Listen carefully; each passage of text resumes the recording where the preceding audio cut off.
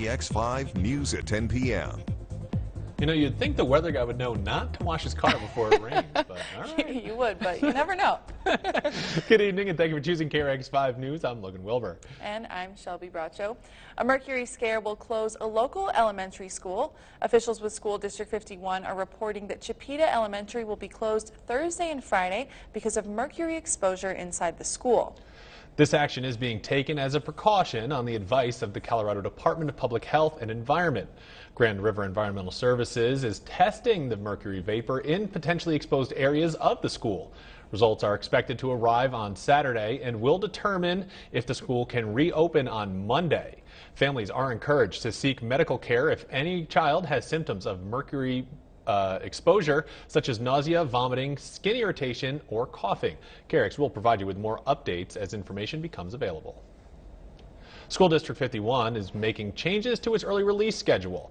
Last night, the school board voted unanimously to move early release from elementary schools from Wednesdays to Fridays. Organizers say the move preserves the planning from the teachers using early release days and responds to parents who've requested that early release not happen in the middle of the week. 70% of people who took a public survey voted to switch to Friday. The change will begin at the start of the 2019-2020 school year. After more than a decade, a vacant lot in downtown Grand Junction will finally be home to new buildings. That's right, Logan. The lot is on the east side of Main Street and at 702 and 734 Main. Downtown Grand Junction has partnered with CART to develop the area with new office space. The Downtown GJ Board authorized a $500,000 loan to CART for the development. The loan has a 2% interest rate and can be forgiven if certain milestones are hit on time. Wet winter weather is helpful to our drought, but it also destroys roads. Our above-average rain and snowfall added to the need for extra road repair. There are multiple solutions. The city could either patch the holes if they're not overly degraded or replace full stretches of pavement where the road has become too degraded, which is also more costly. This type of work is difficult during the cold months because of the materials used to patch asphalt. But receiving warm weather earlier than usual helped offset that issue, allowing crews to begin work. We actually started our pothole patching crews about 3 weeks earlier than what we typically do, just because it did get warmer faster, but it's also been wet. Moisture gets into the roads when it snows or rains, and if it freezes, it can cause the asphalt to pop. If you add in the traffic that goes over the pothole that's forming, it rapidly increases the rate of the road's degradation. Since late February, crews have been doing work to fix potholes around Grand Junction and also roads the city maintains for the Colorado Department of Transportation. We'll have more information on this available on our website, westernslopenow.com. Efforts to preserve Colorado's part of the Electoral College gain steam. This petition has a goal of 200,000 signatures by August, and Mesa County Commissioner Rose Puglisi says about 125,000 signatures would be needed to get this onto the 2020 ballot. Mesa County has collected over 1,000 signatures on the petition. As of now, the number of petitions which are out would get the movement halfway to their goal if they are actually signed. We right now have enough petitions out for about 60,000 signatures, and they seem to be filling up fast. We can't print petitions fast enough. There will be another signing event in Mesa County at Orchard Mesa Baptist Church on March 30th from 10 a.m. until 3 p.m. A final decision on a tentative deal between King Soopers City Market and their workers will be known next week. Lengthy negotiations late Sunday night led to an agreement between grocers and union representatives. The union wants City Market and King Soopers to provide additional sick time and investments toward affordable health care for employees. The most recent contract ended more than 2 months ago. Union members will vote on the newest proposal starting next week. All right, seeing this one a little earlier really surprised me. I was not expecting this kind of news. But Colorado has seen a rise in marijuana use since legalized recreation purposes in 2014. Along with that come increases in ER visits, and that's associated with the weed as well. And a new study confirms this and finds that while inhaled cannabis leads to more visits overall, edibles prompt more visits over psychiatric or cardiovascular symptoms. Kim Posey has more about the study and advice from experts about responsible cannabis use.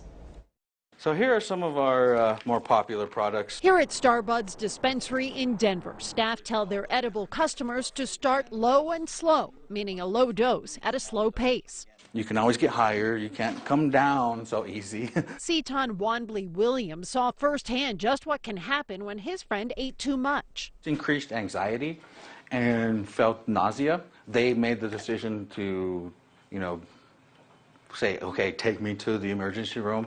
And they aren't alone. A new study by University of Colorado School of Medicine looked at 4 years of ER data at UC Health, University of Colorado Hospital, Anschutz campus. Cannabis edibles lead to more adverse drug events that end up sending people to the emergency department than do inhaled products. One problem, doctors say, is it can take a while for people to feel the impact of an edible, so they may take more, and that ends up being too much. If you take an edible product, you really need to wait at least 4 hours before redosing.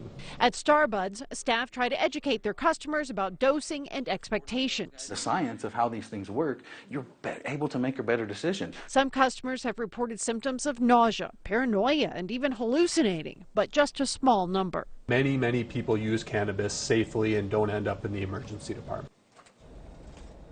Well, hikers will need to make reservations for a popular hiking trail in Colorado. Hanging Lake will now be reservation only. Online reservations for a permit to visit Hanging Lake will be available for purchase starting on April 1st at 10 a.m. Groups of more than 20 need to call Hanging Lake information line to make their reservation. Starting May 1st, reservations will also be available in person at the Hanging Lake Welcome Center. Reservations for a permit to visit Hanging Lake cost $12 per person, and the 2019 Hanging Lake shuttle season will run from May 1st to October 31st, starting as early as 6:45 a.m. through 8 p.m. A Maryland man has died from injuries while skiing in Colorado. The Pitkin County coroner says 57-year-old Joseph Botiglieri of Rockville, Maryland, died last Friday. He fell Thursday while skiing in the Highland Bowl at the Aspen Highlands ski area. Officials say Botiglieri was wearing a helmet when he fell near the top of the ski run and slid to the bottom. He was found unresponsive by first responders. They were able to revive him, and he was eventually taken by helicopter to St. Mary's Hospital. The cause of death is pending further investigation. A former Denver Broncos player pleaded guilty today in court. Demarius Thomas pleaded guilty to careless driving in a February crash in downtown Denver. As part of a plea agreement, prosecutors dismissed a felony vehicular assault charge. Thomas was fined $300, must complete 50 hours of community service, and was placed on supervised probation for 1 year. Police said Thomas was driving more than twice the speed limit when his SUV went off the road and flipped end over end after hitting a median. In a statement released by his attorneys, Thomas says he accepts responsibility and promises to never put anyone at risk with that type of behavior again. Rock slides have closed a southwest Colorado road. According to the AP, several thousand tons of mud and debris slid down a mountainside near Durango. East Animas Road has been closed since Friday. A La Plata County official says 3 drivers tried to get around the barricade on the road, but immediately became stuck. Luckily, no homes are currently in danger from these slides. All right, Shelby, it's that time. You know I love it. Your favorite thing of the night, Logan. Best part of the night for me. Best part of the day every day. If you've entered to win a $50 gas card, we're going to tell you who won. Congratulations to Mike Myler. Myler. You have won a $50 gas card. You have until the end of the show to claim your card by calling 242-5000. You have 2 weeks to pick up the card, and if you'd like a chance to win your very own $50 gas card, you can simply enter by heading to westernslopenow.com or go over to Ed Bozarth, Mark Miller Chevrolet Buick. I wonder if that is Mylar Miller. I never thought of that. That could be Miller. Mylar Miller. Mike, you won. That's what we know. Mike you won. got a card, okay? Gas on us. All right, Chris Nation's coming up with your weather. Troy Lentz joins us later tonight with sports. Plus, Congress is working to level the playing field for women in the workforce. We're back in just 60 seconds.